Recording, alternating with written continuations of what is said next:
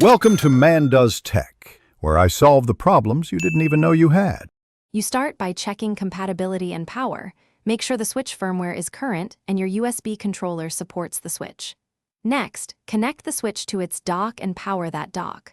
Once docked, attach a USB-C to USB adapter or your official USB adapter to the dock's rear port. Make sure your controller is charged and off. You want a clean initial connection. Now, plug the controller into the adapter.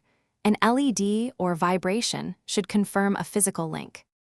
Once connected, go to System Settings, then Controllers and Sensors. Enable the Pro Controller wired communication option if applicable. If the switch recognizes the device, the controller icon appears in the controller menu. Otherwise, remove and reseat the USB connector. You may need to press Sync or a specific button on the controller. Check the indicator lights.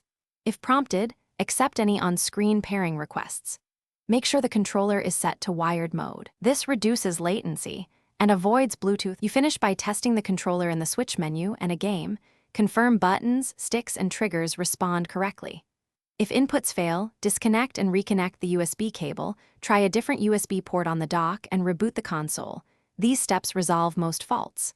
Once done, make sure the Pro Controller wired communication toggle remains set.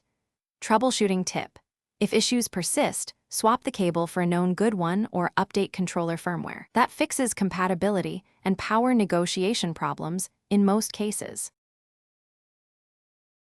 Thanks for watching. If you found this helpful, don't forget to like and subscribe.